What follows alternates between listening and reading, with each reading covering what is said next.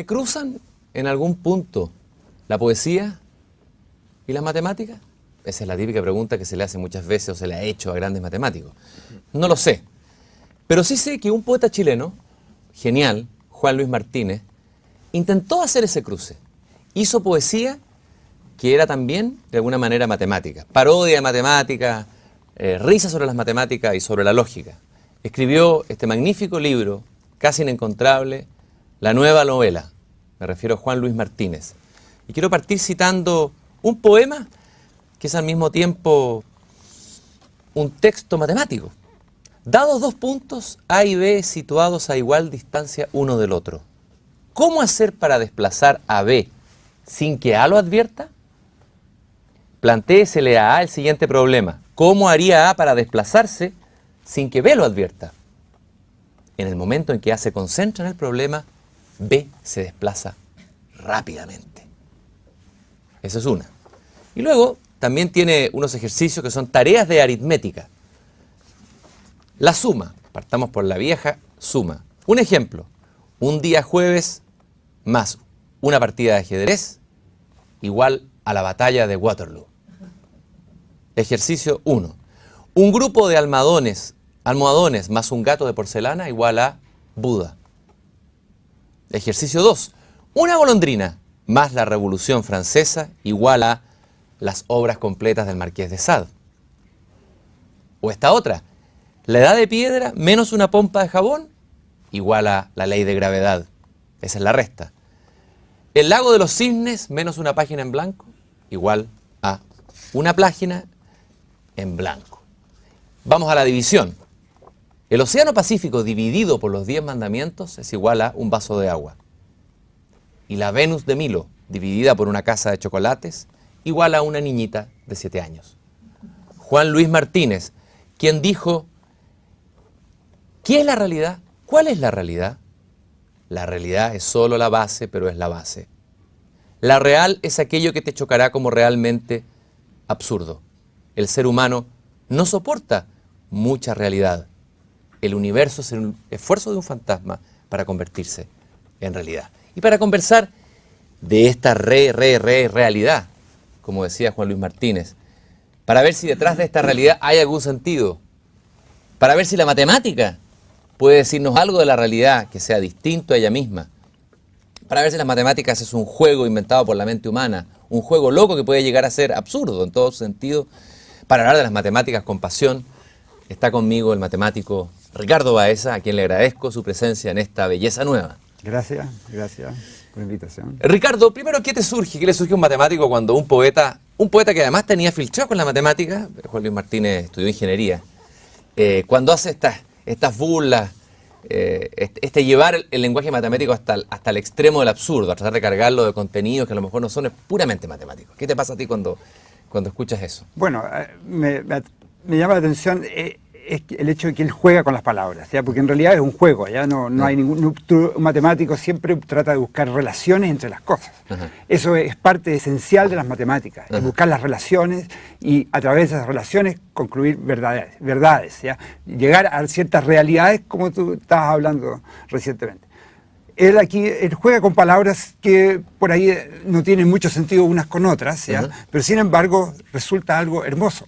Y eso es algo también esencial de las matemáticas. Yo creo que aquí lo común que tenemos es que a través de una cierta abstracción, ¿ya? Tanto un poeta como un matemático llegan a cosas hermosas. Dirac también, un gran físico, pero también un matemático, de cierta manera, decía que un resultado hermoso tenía que ser verdad. Que uno tenía, cuando buscaba algún resultado en física, tenía que también buscar la hermosura de él. Y ahí esa era una base para guiarse, ¿ya?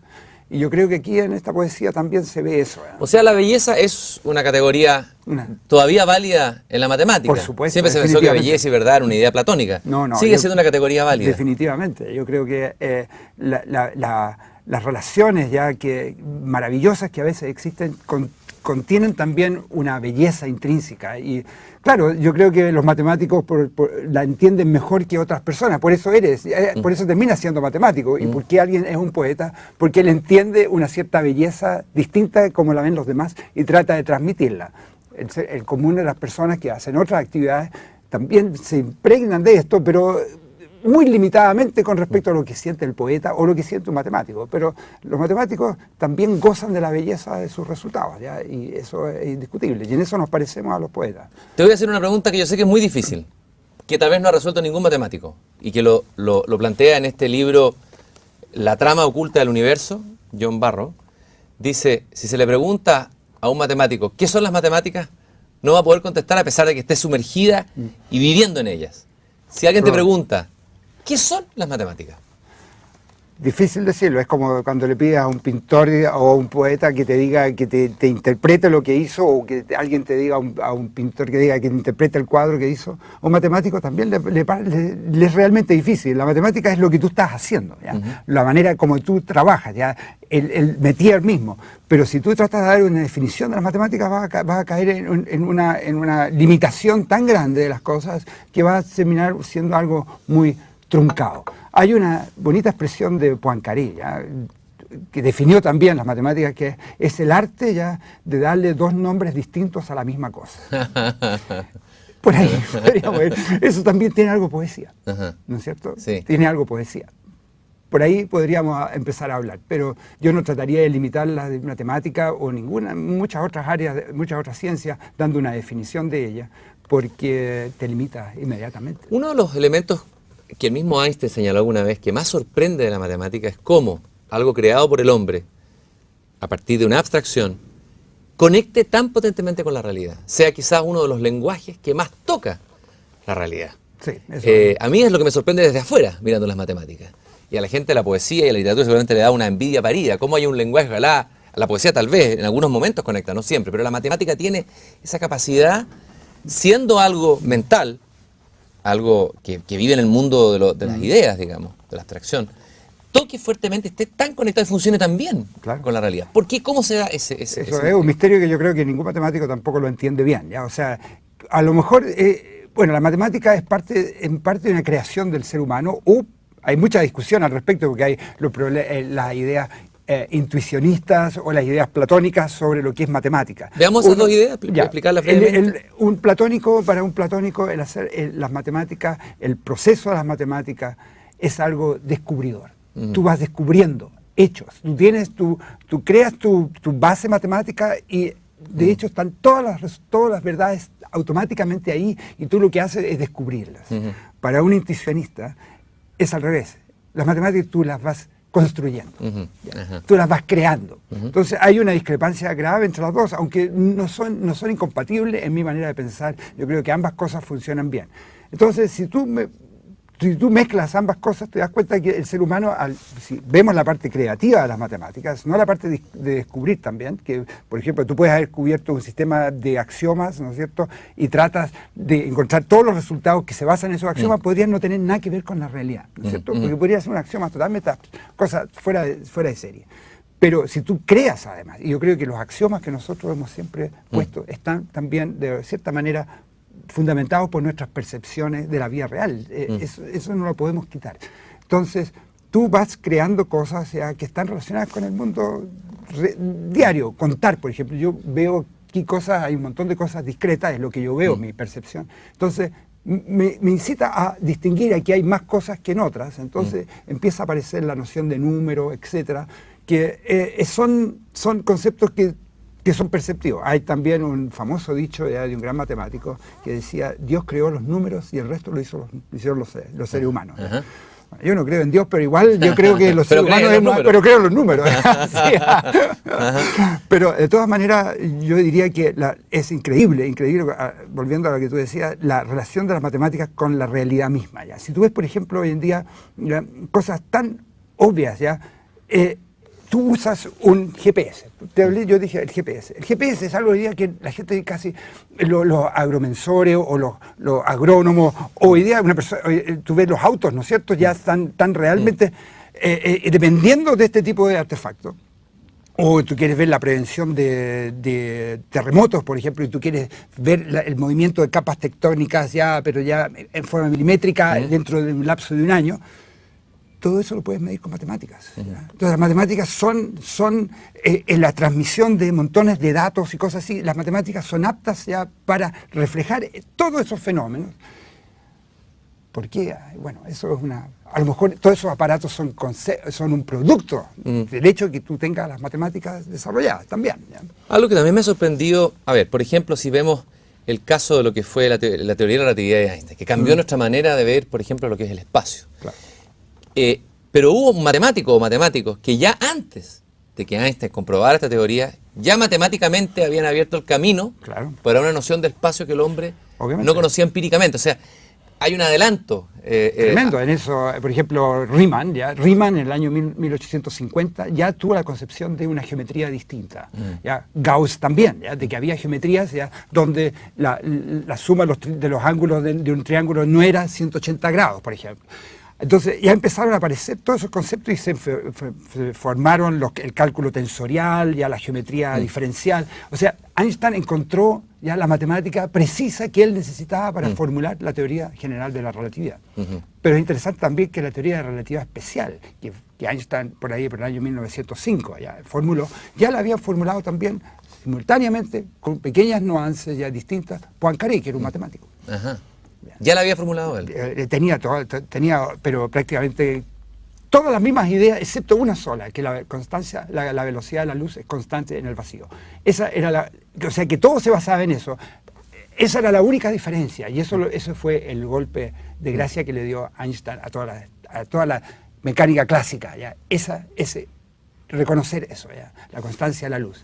Pero la matemática está desarrollada, además.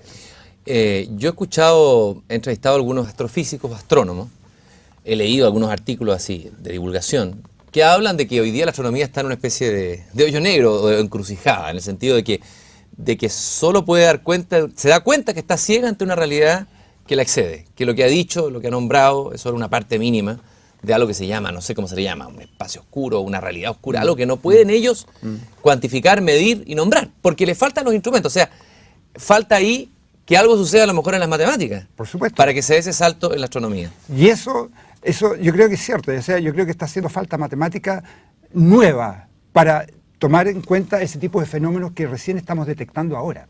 ¿Ya? Y no solamente en esa área. Si tú ves en la biología celular, ¿ya? En la biología molecular, que es una nueva área de la biología. ¿Ya? El tratar de asignarle a la célula, por ejemplo, las funciones de la célula con ciertos mecanismos matemáticos, es un área nueva que realmente requiere de mucha más matemática de la que tenemos en este momento, y yo creo que ahí hay un desafío tremendo para el futuro. ¿Ya? Entonces, ahí yo creo que la realidad está impulsando a la matemática a desarrollarse también. O sea, ahí hay una cosa distinta, hay un feedback distinto.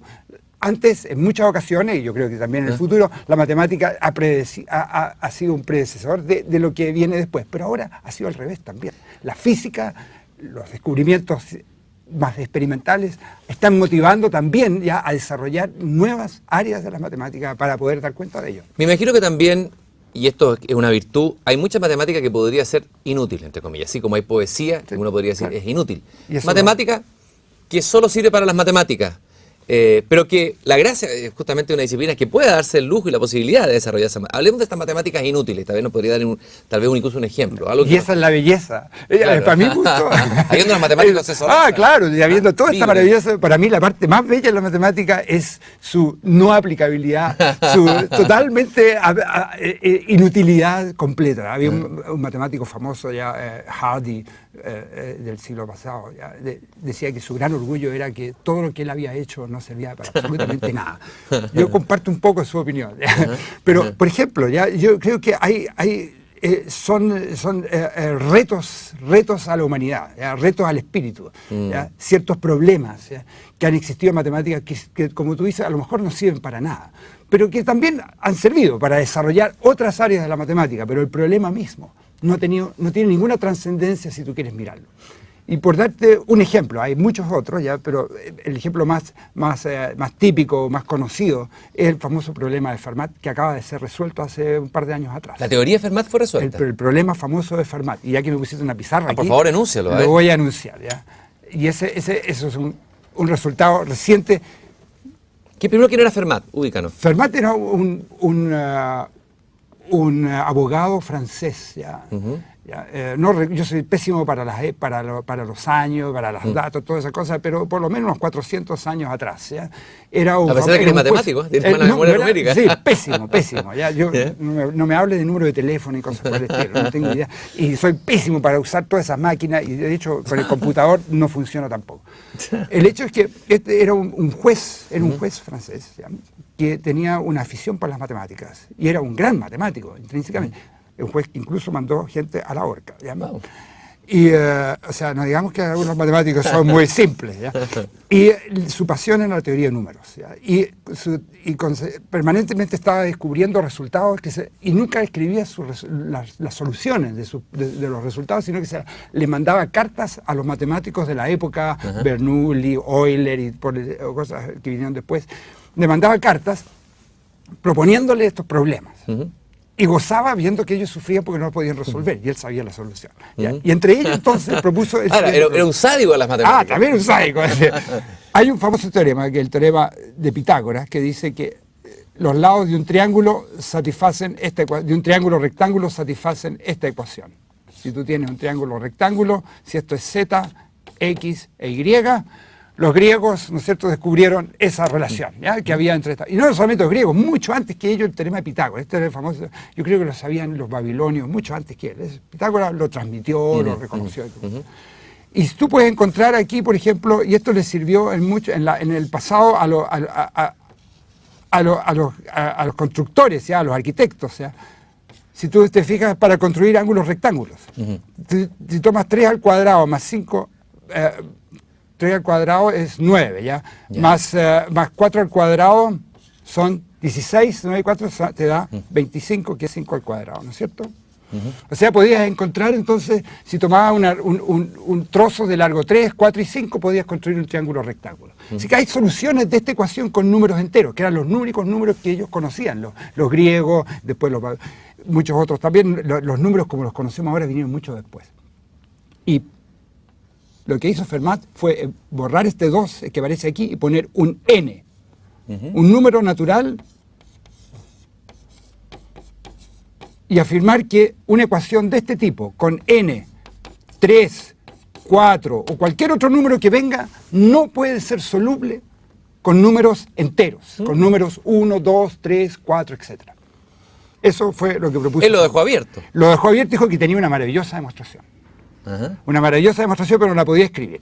Y de hecho, esto para poco tiempo después, el número 3, para el número 3, para el número 4, sí Fermat escribió demostraciones, de cierta manera. ¿Pero cómo dice que se resolvió hace 2 años? ¿Qué significa? ¿Otro matemático? Claro, ahí vengo, sí. Pero este problema quedó abierto y nadie podía demostrarlo, ¿ya? Y realmente era un quebradero de cabeza. Es un quebradero de cabeza porque tú ves un problema insípido, realmente no tiene ninguna aplicabilidad para nada. Si tú lo miras, pero es una maravilla decir... ¿Es matemática pura? Es matemática pura, es decir, no existe.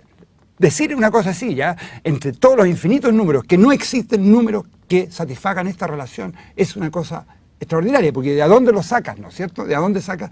Esa es una afirmación de infinitos números, ¿no es cierto? Porque tú tendrías que probar todos los números aquí y comprobar que nunca se cumple esa relación. Alguien tenía que sacar el conejo del sombrero. Exactamente. Y pasó lo siguiente, que los matemáticos se dedicaron montones de tiempo a resolver este problema, y a través de eso, sí, este problema sirvió para desarrollar nuevas matemáticas, para descubrir nuevos números.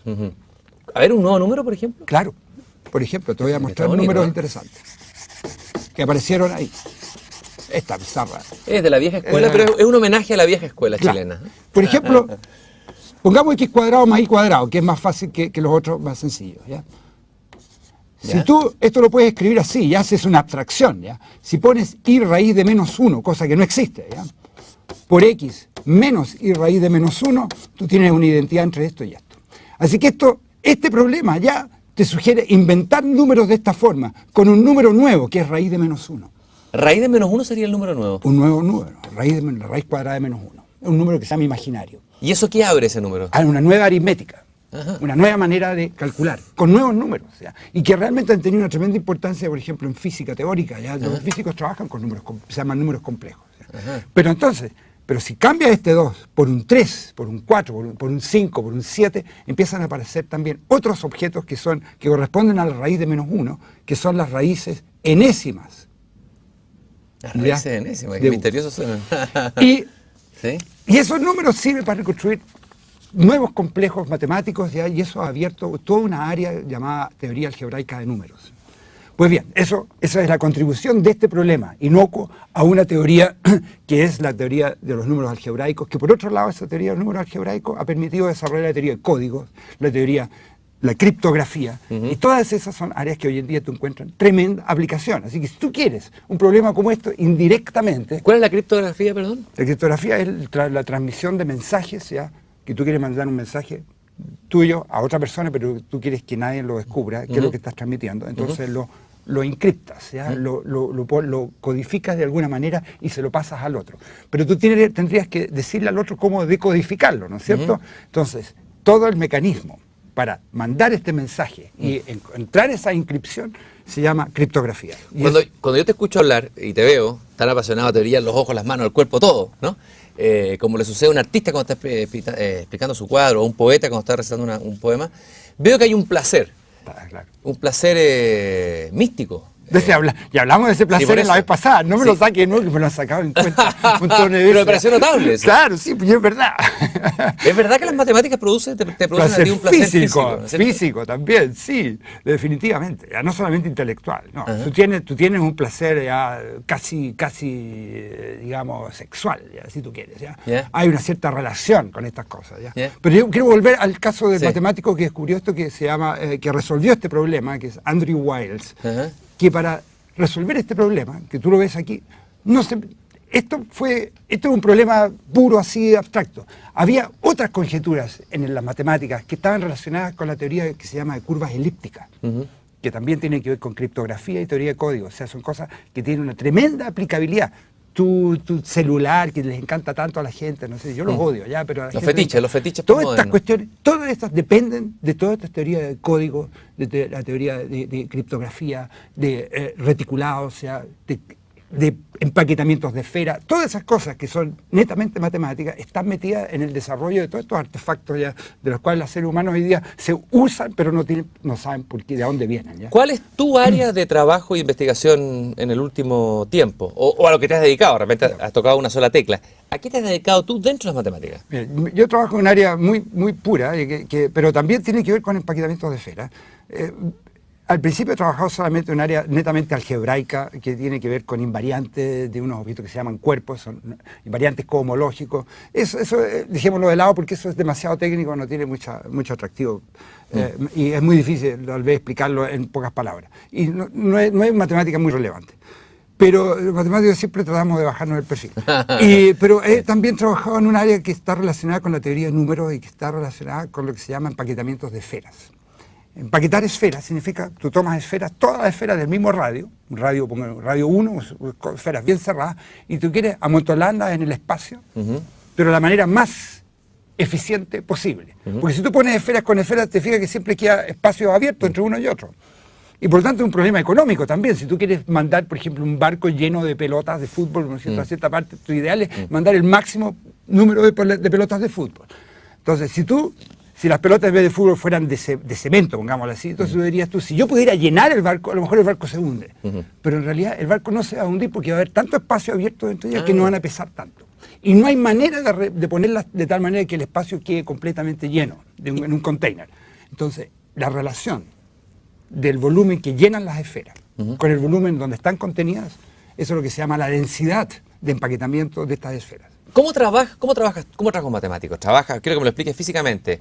Está en un pizarrón, está en su pieza, con los papeles, con una taza de café, tú mismo, y empiezas como a desarrollar este viaje a través de, no sé, por ejemplo, probando, experimentando. ¿Cómo avanza? En el caso del empaquetamiento de esferas, tú dices, bueno, yo tengo aquí un problema que lo han tratado muchos matemáticos, entonces tú primero te informas que es lo que han hecho otros también. ¿Ya? Eso sin duda lo hace cualquier científico, siempre estar informado de lo que ha hecho otro matemático o otro científico en general.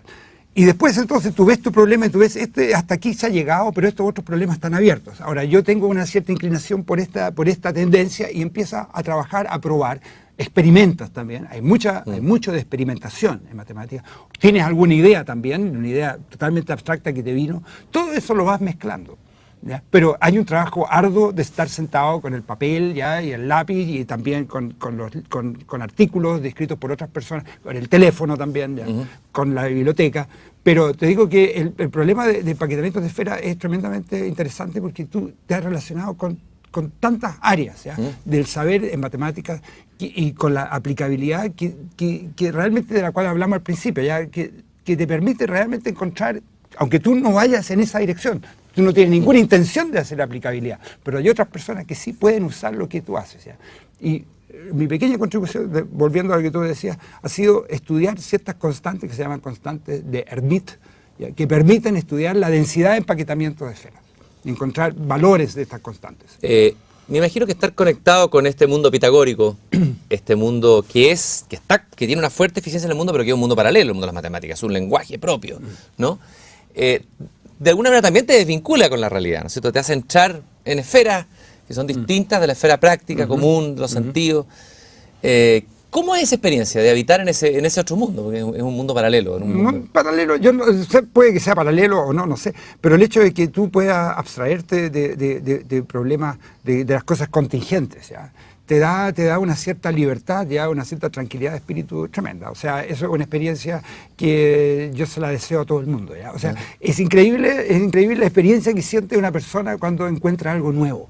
Cuando descubre algo que no lo ha descubierto nadie. Yo no puedo imaginarme lo que puede haber sentido Andrew Wiles cuando terminó su demostración del teorema de Fermat, que en realidad lo que él demostró es una conjetura mucho más importante, se llama la conjetura Shimura-Taniyama. Pero cuando ese goce, eso es indescriptible. O sea, lo que tú transmites, ya puede ser muy entretenido, lo puedes contar, y todo, pero el momento cuando tú estás sentado solo, ¿ya? Y estás llegando a un resultado que es nuevo, que tú sabes que no lo ha hecho nadie y que tiene cierta hermosura, porque tú la entiendes, tú la comprendes, la ves, ¿ya? Eso es indescriptible. Yo creo que Einstein lo formuló muy bien cuando mencionó una vez y dijo: nadie comprende lo que sufre un científico, ¿ya? En su trabajo, pero nadie va a lograr entender fuera de un científico el goce que tiene cuando descubre una verdad. Es como cuando un místico trata de contar su encuentro con lo uno o con ciertos conceptos. Qué interesante sería que gente como tú pudiera transmitir ese goce a más, es decir, que ese goce traspasara, por ejemplo, los programas de educación, la manera como se enseñan las matemáticas.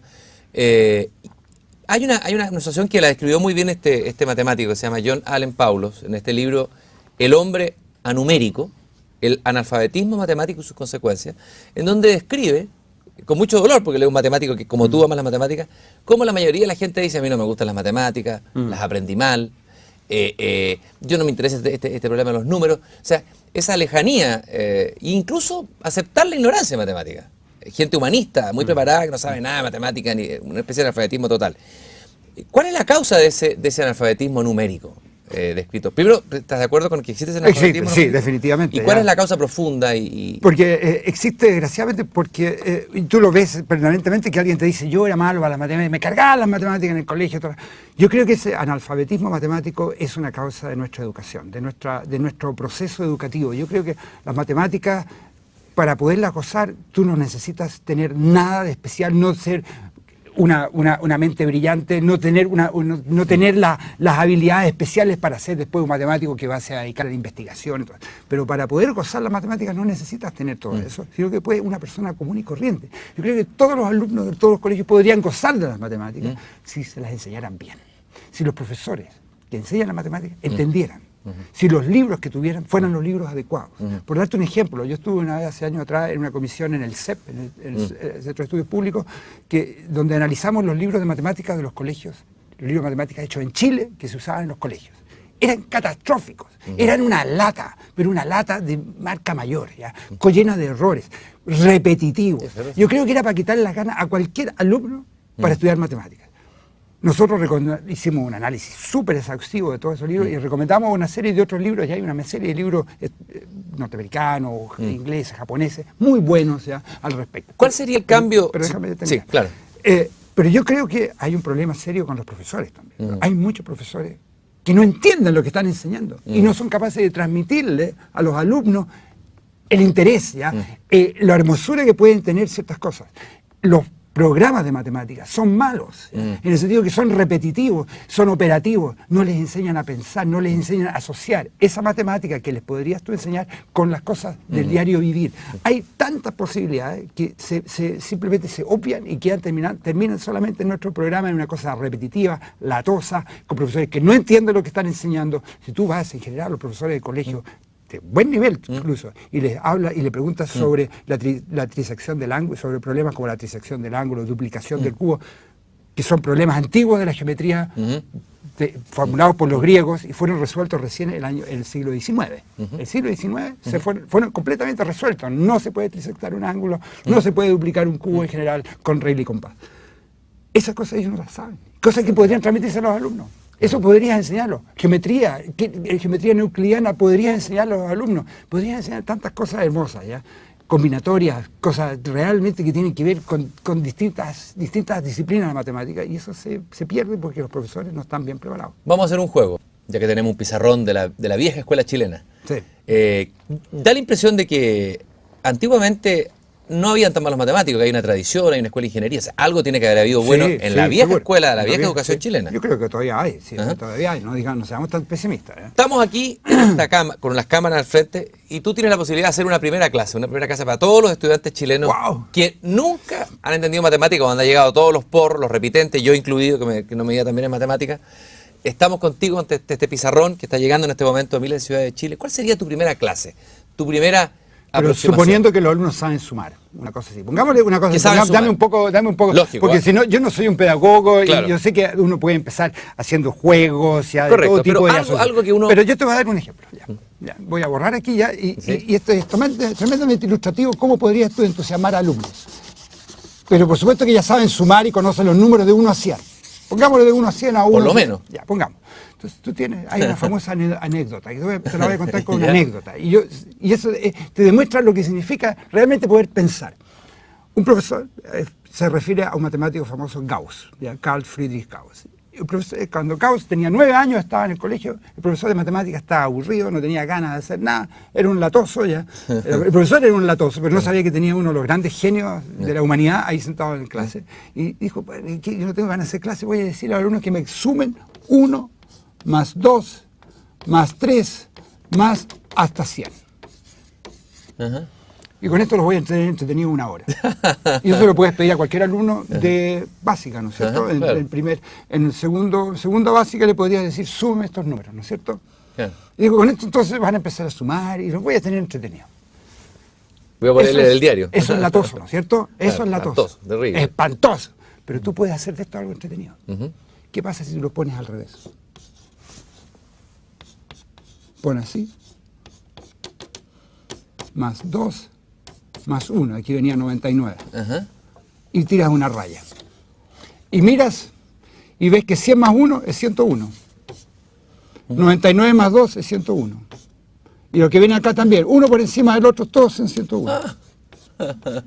¡Qué buena! Y tenés, ¿cuántos números? 100. ¿Yeah? Así que 101 por 100 es el resultado. Y eso lo hizo Gauss en segundo.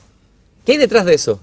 De esto ¿Quién hace desde ahí? ¿Quién hace que tú descubres que hay una cierta relación en las cosas? Que las cosas no son así arbitrarias. De que los números entre sí tienen vida.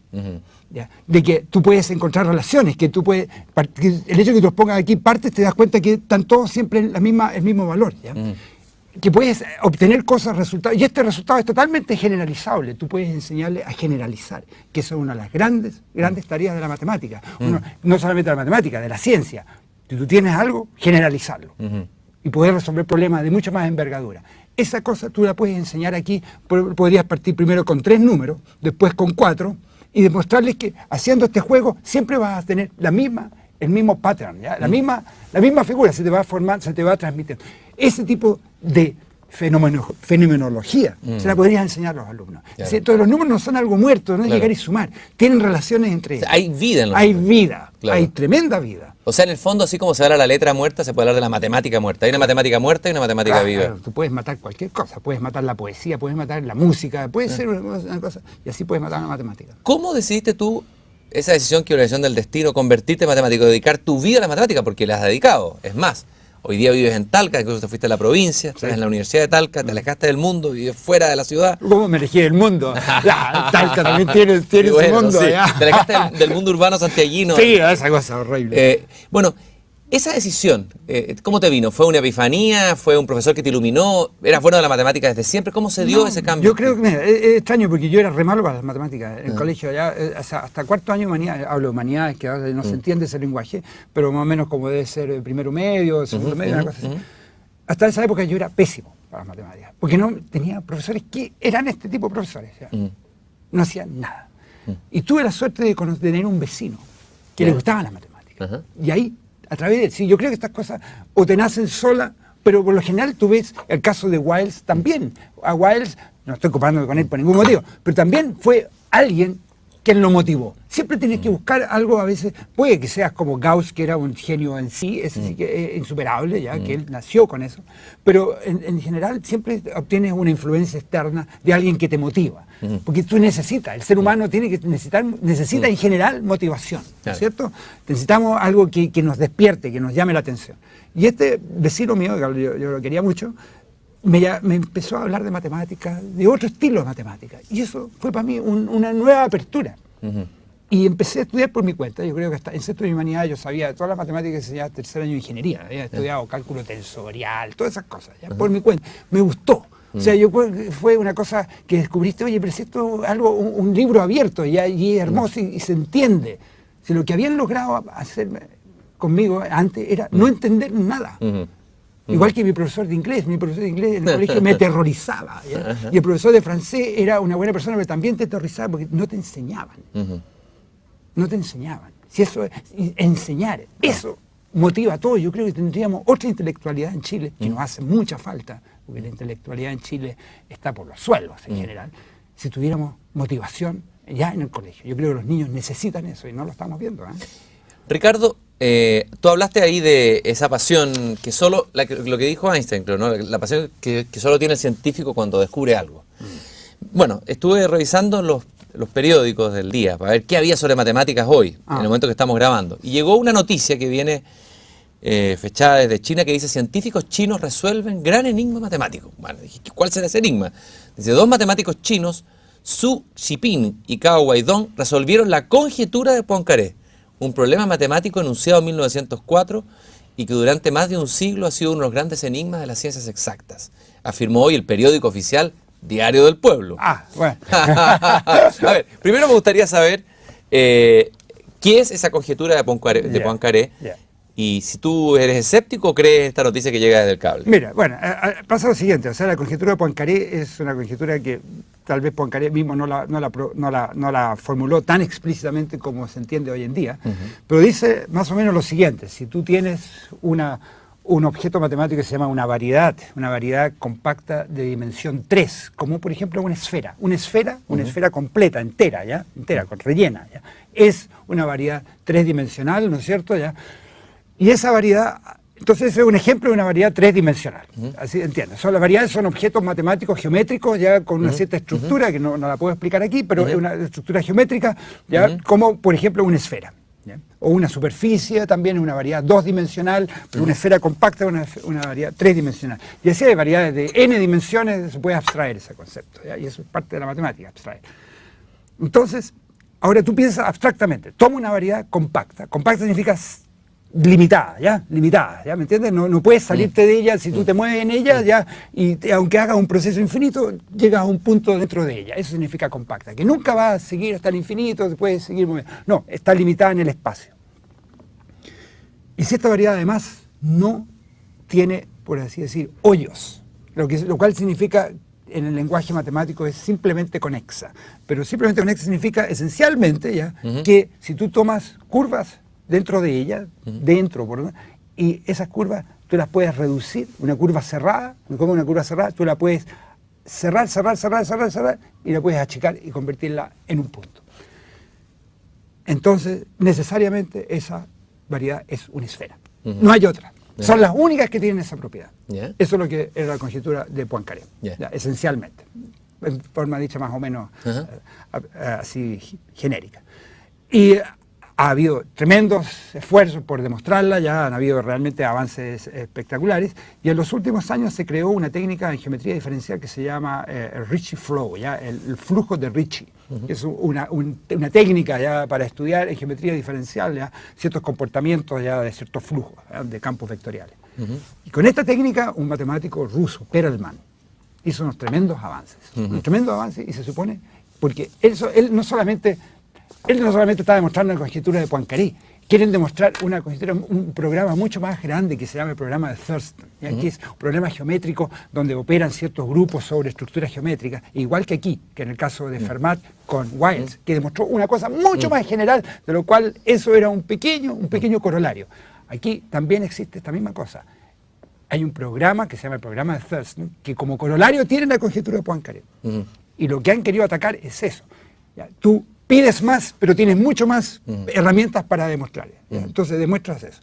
Y se supone que estos dos chinos, usando las mismas técnicas de Perelman, los avances que ha tenido Perelman y estos métodos de flujo de Ricci, han hecho el avance eventual. No se sabe por qué eso significa que tienen que ser sometidos a peritaje ya por un par de años, o sea, todavía. Pero los chinos tienden a darle mucho bombo a sus cosas y en general a veces no pasa nada. A través de la propaganda. Bueno, Claro. vamos a ver si estos chinos pasan a formar parte de la leyenda de las matemáticas como son No hay que Gauss. claro. Hay matemáticos que han logrado ser leyenda. Es decir, Pero Perelman, lo insisto, ese es leyenda. el ruso. Ese, sí. Ya. Y hay otros matemáticos. Hemos hablado otras veces de varios, pero quizás me gustaría ver algunos matemáticos que han sido hitos en la historia, que por sí mismos son personajes, casi personajes de una novela, que alguien podría escribir. Una bonita novela con puros matemáticos. No sé qué te parece la idea. Sería bueno. Por ejemplo, uno es Évariste Galois. Sí. Me gustaría que me hablaras de él. Te ofrezco ese. El otro que se me ocurre, que también me parece interesante, es Kurt Gödel. Kurt Gödel también. Y Son dos. Cantor. Escogí esos tres. Puede que tú me ofrezcas otro. Me quedo con Galois porque tiene que ver con mi área de trabajo. Yo, de hecho, trabajo sobre invariantes galoisianos, ya, de cohomología galoisiana, así que tiene que ver con mi... ¿Quién era Galois? Galois era un joven matemático, joven francés, ya, por ahí, 1830, 40, por ahí, en esa época, ya. Debe haber tenido, cuando empezó a hacer matemática, unos 16, 17 años, y murió a los 21 años, creo, no sé exactamente, en un duelo estúpidamente. Él mismo reconoce, la noche antes de morir, anotando todos sus resultados, él dice ya de que va a morir porque sabía que su contendor era muy superior a él en el manejo de las espadas. Sí, él sabía. Estúpidamente, por defender el honor de una niña. Bueno, las niñas hay que defenderlas, pero el honor está por ahí nomás, ¿cierto? Él mismo reconoce, por defender el honor de una cocotte. Así lo dice. Una cocotte. Ya. Así lo dice, textualmente en su carta. Bueno, Évariste Galois desarrolló un área tremendamente fructífera en la matemática, que es el uso de la teoría de grupos en el álgebra, ¿ya? Para estudiar problemas en la teoría de ecuaciones. O sea, la teoría de ecuaciones ya era lo más clásico en las matemáticas. Tú te escribías una ecuación, tratabas de encontrar las soluciones, pero no se sabía mucho, no se tenía mucha información cómo encontrar soluciones, qué estructura tenían las soluciones.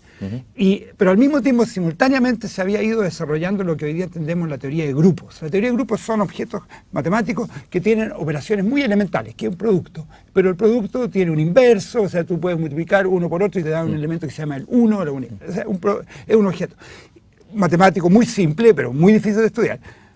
Y lo que logró Galois fue relacionar la teoría de las ecuaciones con ciertos grupos, asociarle a una ecuación un grupo.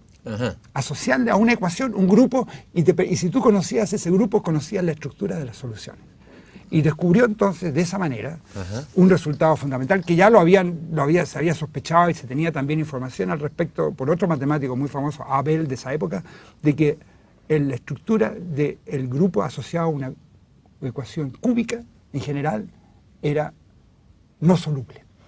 Eso, técnicos, y eso significa, si tú lo transmites hoy en día, que en general una ecuación de grado 5 en adelante tú no la puedes resolver por radicales, no le puedes dar una ecuación. Tú resuelves la ecuación cuadrática y salen esas raíces cuadradas. Resuelves una ecuación cúbica, te sale la solución en términos de raíces cúbicas. Si resuelves una ecuación de grado 4, también te salen soluciones con raíces cuárticas. Pero ahí paremos de contar. No hay más posibilidades. Tú quieres una ecuación cúbica, quieres resolverla con raíces quínticas de algo, no existe. En general, método y no es posible. Bueno, y esto Galois lo descubre antes de la muerte. Poquito antes. Entonces se dedica 2 días antes a escribir todo lo que él Qué sabía. impresionante historia. Y escribió en forma atolondrada una serie de panfletos, ¿ya?, que eran realmente espectaculares, porque contenían un desafío a las matemáticas por 200 años. Oye, es como que escribió inspirado, así como cuando uno escucha a los poetas, tocado por el entusiasmo, como decían antiguamente, como decía Platón en el guión refiriéndose a los poetas. ¿Cómo es esa inspiración en matemáticas? Eso yo creo que, bueno, yo no la tengo, ¿ya? Entonces no te la puedo transmitir, porque no me falta, ¿ya? ¿Sí? ¿Te falta? De vez en cuando la tienes, ¿Ya? ¿ya? La tienes, de hecho, de repente despiertas a la noche y sabes que hiciste un error, cometiste un error en una demostración hace una semana atrás. Eso te pasa. Entonces eso es una cierta inspiración también. El inconsciente te sí regala ahí la respuesta. O sea, yo creo que el inconsciente, la inspiración es el trabajo que tiene el cerebro. Yo creo que el cerebro todavía no entendemos nada. Ajá. No entendemos nada, así como no entendemos nada de la naturaleza, de los perros, maltratamos a los animales y no sabemos por qué no entendemos que hablan, pero a lo mejor hablan, ¿no es cierto? Los animales transmiten tanto entre ellos y nosotros no entendemos nada. Esa es nuestra ignorancia. Y lo mismo pasa aquí con el cerebro nuestro, no entendemos mucho de él. Yo creo que la inspiración viene de ahí. El cerebro trabaja solo. Y yo creo que eso le pasa a muchas Tal vez personas. sea el conocimiento del cerebro, de la mente, uno de los desafíos más grandes de la ciencia. Sin duda. ¿Es el desafío? No sé, no creo, porque yo creo que la biología molecular a nivel de células ya es también uno de los grandes desafíos, ¿ya?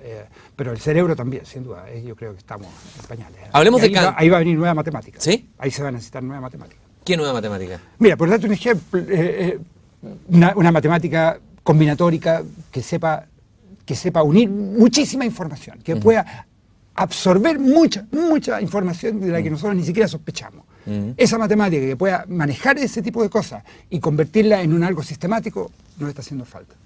¿Toda la realidad es matematizable? ¿Podría ser reducido a matemáticas finalmente? No sé, no me atrevo a decir eso, yo creo que sería muy prepotente. Yo creo que además, ¿qué significa toda la realidad? No conocemos toda la realidad. Tal como tú decías, la materia negra que tenemos detrás del universo no la conocemos, no sabemos cuál es esa realidad, así que cómo podría yo, pero sabemos que existe. Se tiene efectos de esa materia negra, ya oscura, ¿no es cierto? Entonces sabemos que existe, pero ¿cómo tendrías que conocerla? Yo no me atrevo a decir que sea matematizable, pero sí hay aproximaciones. Pero da la Eso es impresión toda la que ciencia. muchos elementos de nuestras vidas, están las matemáticas presentes, pero la gente habla mucho de las probabilidades de que algo ocurra. Claro. Por ejemplo, leías la otra vez que un señor, a propósito de los atentados terroristas, se averiguó cuál era la probabilidad de que subiera un terrorista en el avión donde se iba a subir. También, y claro. para reducir la probabilidad subió él con una bomba, ¿no? Porque si él subía con una bomba, ¿no es cierto? Reducía la probabilidad que hubiera otro que subiera con una bomba, etcétera. Hay gente que arma su vida, incluso desde la ignorancia, creyendo. Hablemos un poco de las probabilidades en la vida. Yeah. ¿Cómo entra? ¿Cómo se cruza? Por ¿Qué ejemplo, reflexión te gustaría hacer? Pero tú la ves diariamente hoy en día en el análisis de riesgo, por ejemplo, las empresas de seguro. Todo el mundo tiene seguro, ¿no es cierto? Ya me acaban de chocar, yo por suerte he tenido un seguro, ¿no es cierto? ¿Qué es lo que hacen las empresas de seguro hoy en día? Funcionan en base a probabilidades, ya. Tienen todo un equipo de matemáticos, ya, haciendo análisis estocástico de procesos ya que le aseguren de cuáles son los riesgos que corre tal empresa y de qué manera pueden entonces ponerle los precios ya a los seguros correspondientes. Todo eso es entonces medible. Yo creo que la probabilidad en ese sentido tiene una tremenda aplicabilidad diaria, pero no solamente ahí, en la física cuántica. La física cuántica es pura teoría de probabilidades. La manera de interpretar, por ejemplo, hoy día, las mediciones que tú haces, ya, los objetos, tú mides probabilidades, ya, probabilidades de que un proceso físico dentro de cierto suceda o puedes medir lo que suceda dentro de cierto estado. Y eso se mide la probabilidad de que se tenga tal situación, ¿ya? Entonces, yo creo que la verdad del asunto es que en las afirmaciones sobre la realidad supuesta que estamos viviendo permanentemente son prácticamente afirmaciones probabilísticas. Eso. Un coup de dés n'abolirá el hasard. Un golpe de dados no abolirá el azar. Claro. Malarmé. ¿Qué te sugiere esta tirada de dados? Una reflexión matemática.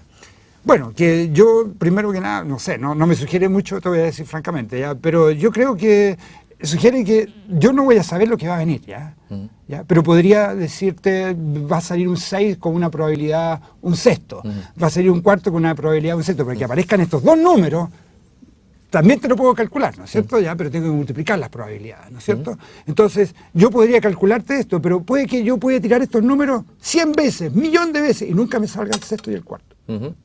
Puede salirme todo el tiempo Pero si yo lo tirara infinitas veces, hipotéticamente me saldría con la probabilidad que yo te calculo el sexto y el cuarto simultáneamente. O sea, yo hago esa asociación, ¿ya?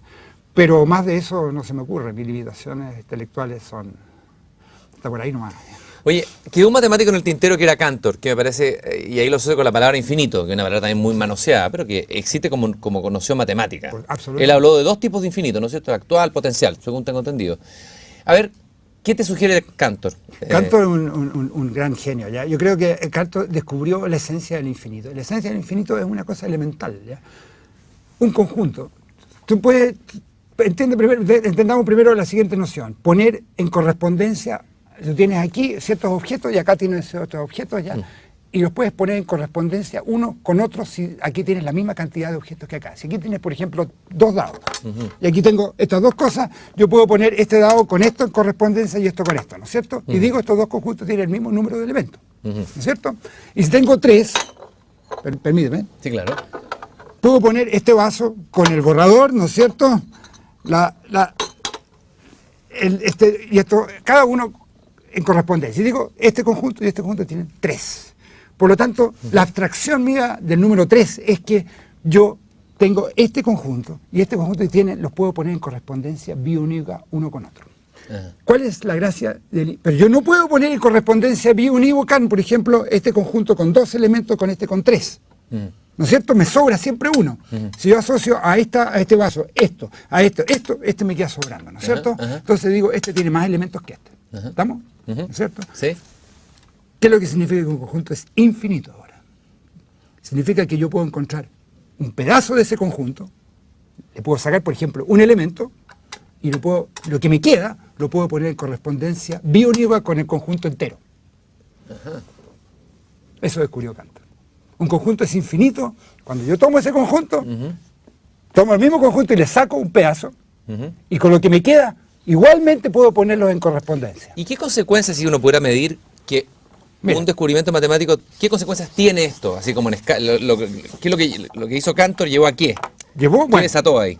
Desató una tremenda área nueva del conocimiento, que es la que llamaba teoría de conjuntos, ¿ya?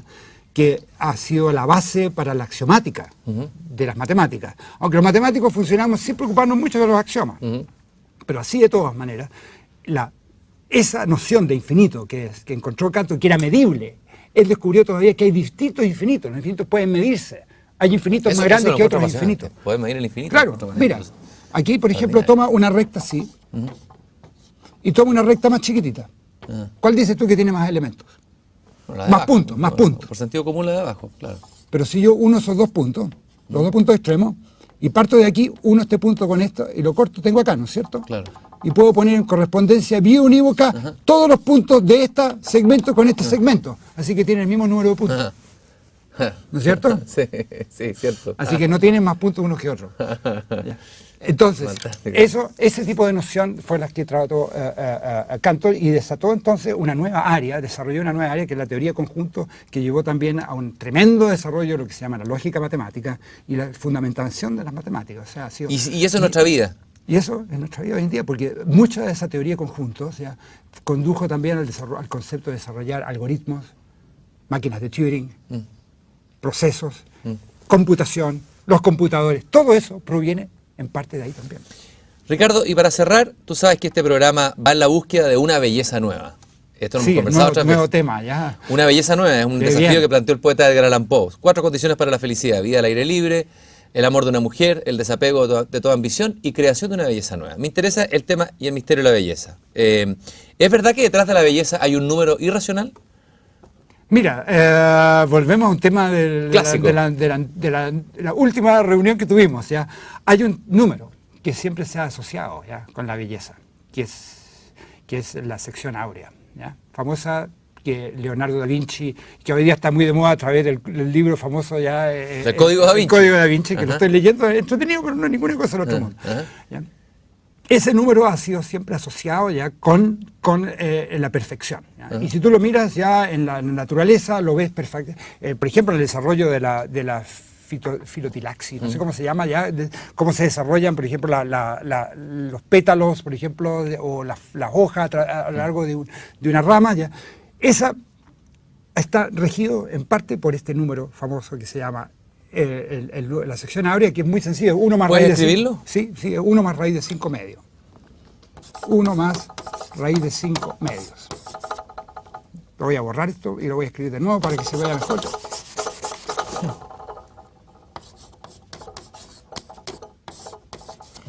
Y realmente se dice que las proporciones perfectas, ¿ya?, en el cuerpo humano, en distintas áreas de la naturaleza, están regidas por este Un rostro número. bello, por ejemplo. Un rostro bello, o el porte tuyo, ya tú no eres muy proporcionado, ya No. te voy a decir, no eres un ejemplo. No tengo sección áurea. No tenés sección áurea. Pero la busco desesperadamente. se supone que el largo del cuerpo, ya comparado con la distancia del ombligo al suelo, están en correspondencia, Claro. están en esta razón, ¿ya? Pero da a su vez, ¿ya?, se da el caso de que este número es el más irracional de todos los números irracionales. Ajá. Y ahí está la belleza. Ajá. Porque si tú si tú lo piensas bien, ya, la belleza también tiene que tener algo de irracional. Si tú haces algo perfecto, es una lata también, Lógico, ¿no es cierto? Es feo, lógico, es feo. lógico. Una cara perfecta, así, y simétrica, no es bonita, ¿no es cierto? Así que tiene que haber irracionalidad. Pero esta irracionalidad tiene algo importante. Si tú ves, por ejemplo, cómo se van formando las hojas a lo largo de un tallo, Ajá. ¿no es cierto?, a todas las hojas les tiene que llegar cierta luz, ¿no es cierto? Si fuera racional, en cierta manera, ya fuera racional la formación, iría formándose las hojas una encima de la otra, ¿no es cierto? Y de arriba no le llegaría luz, a las de abajo le llegaría luz a la primera. Claro, claro, claro. Mientras que si se van desarrollando en forma lo más irracional posible, pero con cierta formación, les va a llegar luz, el máximo de luz posible a todas. Ajá. Y ese número es el Qué que hermoso, qué hermoso. Quiero agradecerte, Ricardo, por haber hecho este recorrido apasionante, por habernos invitado a entrar en la pasión, en la sensualidad de las matemáticas. Sí. Y termino con un verso de Eduardo Anguita, el poeta chileno, en elogio a la belleza. Te danzo, sección áurea. Ajá. Gracias, Ricardo. Gracias.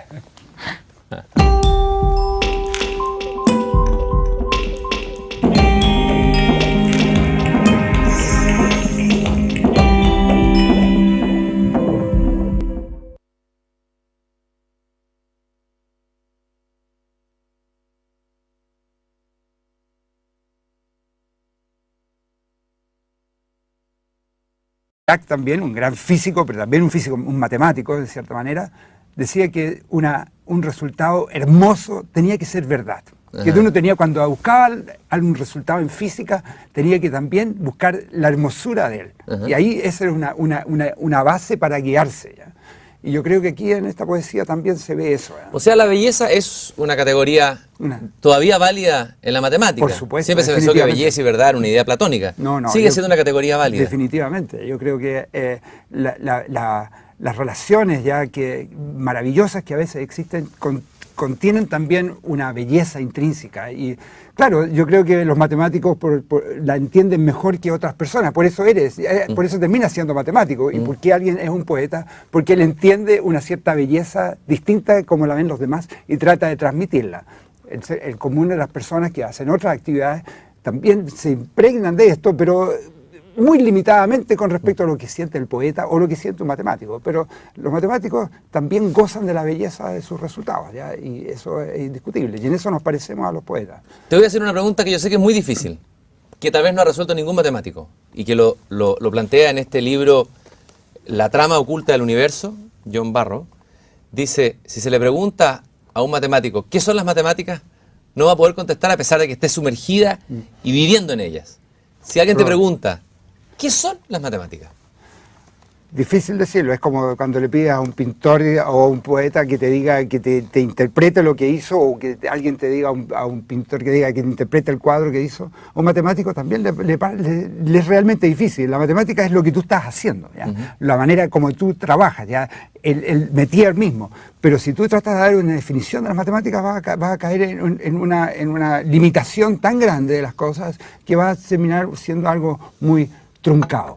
Hay una bonita expresión de Poincaré, ¿ya?, que definió también las matemáticas, que es el arte, ¿ya?, de darle dos nombres distintos a la misma cosa. Por ahí podríamos ver. Eso también tiene algo de poesía, ¿no es cierto? Sí. Tiene algo de poesía. Por ahí podríamos empezar a hablar, pero yo no trataría de limitar la matemática o muchas otras áreas, muchas otras ciencias, dando una definición de ella, porque te limita inmediatamente. Uno de los elementos que el mismo Einstein señaló alguna vez que más sorprende de la matemática es cómo algo creado por el hombre, a partir de una abstracción, conecte tan potentemente con la realidad. Sea quizás uno de los lenguajes que más toca la realidad. Sí, eso. A mí es lo que me sorprende desde afuera, mirando las matemáticas. Y a la gente de la poesía y a la literatura seguramente le da una envidia parida. ¿Cómo hay un lenguaje? Ojalá, a la poesía tal vez, en algunos momentos conecta, no siempre, pero la matemática tiene esa capacidad, siendo algo mental, algo que vive en el mundo de Martínez, para ver si detrás de esta realidad hay algún sentido, para ver si la matemática puede decirnos algo de la realidad que sea distinto a ella misma, para ver si las matemáticas es un juego inventado por la mente humana, un juego loco que puede llegar a ser absurdo en todo sentido. Para hablar de las matemáticas con pasión, está conmigo el matemático Ricardo Baeza, a quien le agradezco su presencia en esta belleza nueva. Gracias por la invitación. Ricardo, primero, ¿qué te surge? ¿Qué le surge a un matemático cuando un poeta que además tenía filtrado con la matemática, Juan Luis Martínez estudió ingeniería, cuando hace estas burlas, llevar el lenguaje matemático hasta el extremo del absurdo, a tratar de cargarlo de contenidos que a lo mejor no son puramente matemáticos? ¿Qué te pasa a ti cuando escuchas eso? Bueno, me llama la atención es el hecho de que él juega con las palabras, ¿ya? Porque en realidad es un juego, ¿ya? No hay un matemático siempre trata de buscar relaciones entre las cosas. Ajá. Eso es parte esencial de las matemáticas, es buscar las relaciones y a través de esas relaciones concluir verdades, ¿ya? Llegar a ciertas realidades como tú estabas hablando recientemente. Él juega con palabras que por ahí no tienen mucho sentido unas con otras, ¿ya? Pero sin embargo resulta algo hermoso. Y eso es algo también esencial de las matemáticas. Yo creo que aquí lo común que tenemos es que a través de una cierta abstracción, ¿ya? Tanto un poeta como un matemático llegan a cosas hermosas.